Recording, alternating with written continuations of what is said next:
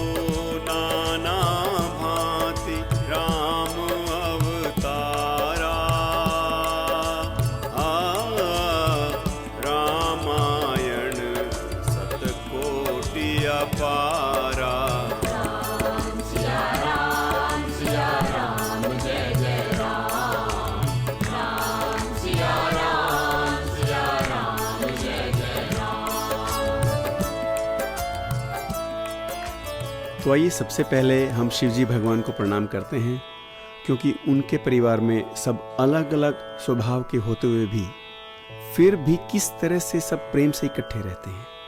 सब एक दूसरे के दुश्मन ही नहीं बल्कि जानी दुश्मन हैं। जैसे गणेश जी का वाहन चूहा शिव जी के गले में पड़े सर्प का प्यारा भोजन है, और कार्तिकेय का वाहन मोर, उसका प्यारा भोजन है सर्प, और भवानी का वाहन है सिंह, वो जो बैल का और मोर का दुश्मन है। लेकिन फिर भी कैसे शिव जी भगवान ने परिवार को कैसे टिकाए रखा, वो हम उनके जीवन को देखें तो पता चलेगा। उन्होंने अपनी जरूरतों को मिनिमम किया, पहनने के लिए राख, खाने के लिए बिल्व पत्र और पीने के लिए जहर, यानी दूसरों के दुख। तो आइए उन्हें नमस्कार करें जो स्वयं अपने आराध्य बाल रूप श्री राम को नमन कर रहे हैं। मैं आपके चरणों को प्रणाम करता हूं हे स्वामी। मंगल भवन अमंगल हारी, उमा सहित जहीं जपत पुरारी।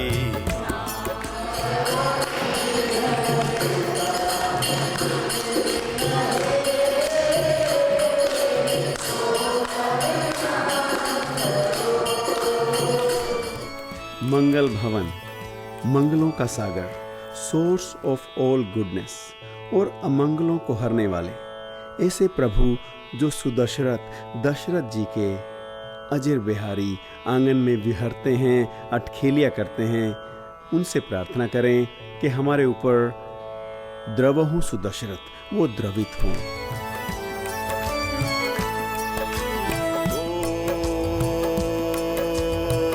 मंगल भवन अमंगल हारी, द्रवहु सुदशरथ अजिर बिहारी।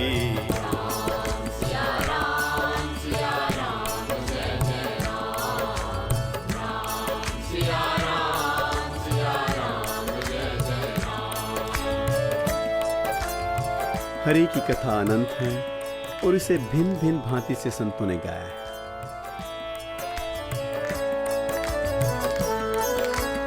ओ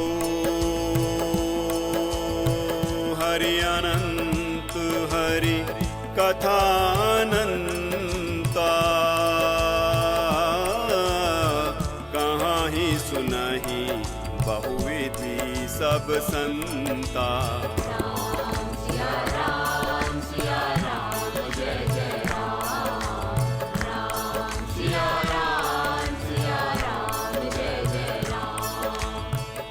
एक बात और तुलसीदास जी ने कही है कि जिसकी प्रभु के चरणों में प्रीति नहीं होती उसको राम कथा सुहाती नहीं है, उसको राम कथा में आनंद नहीं आता।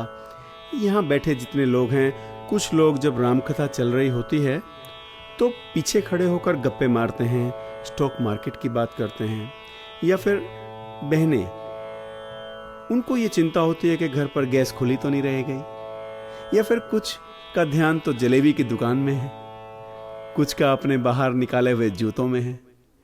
इसलिए उनको कथा में आनंद कैसे आ सकता है? यही इंतजार रहती है कि ये कथा कब खत्म होगी, प्रसाद कब मिलेगा।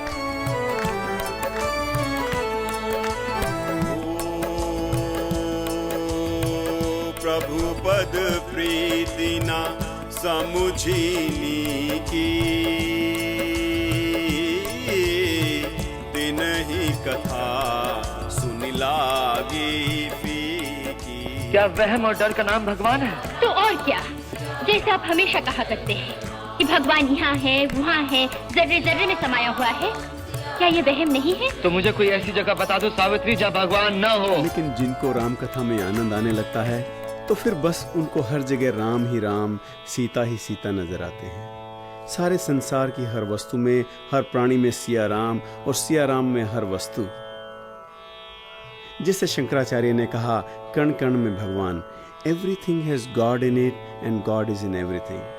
और फिर जैसा हमारा मन होता है, हमें सब कुछ वैसे ही लगता है। वही बारिश का मौसम, अगर मन अच्छा हो तो सुहावना लगता है, लेकिन अगर मन मैला हो तो वही बारिश का मौसम ग्लूमी लगता है। The world reflects the moods of man.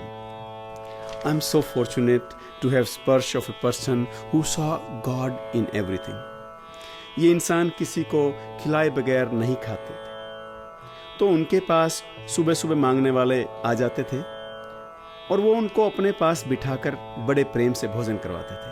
हुआ यूं कि सर्दियों की बात थी और बारिश का दिन था, और ऐसे मौसम में तो मांगने वाले भी नहीं निकलते। तो वो रोने लगे कि आज भगवान नहीं है, वो कैसे आएंगे, इस मौसम में कैसे भगवान आएंगे। 12 बज गए, 1 बज गया, और फिर वो अपनी रोटियों का डब्बा उठाकर चल पड़े स्टेशन की तरफ अपने भगवान को ढूंढने के लिए। ये और कोई नहीं, ये थे हमारे बाबा जी, जिनको हर चीज में भगवान नजर आता था। जब हम छोटे थे तो हमें मजाक लगता था,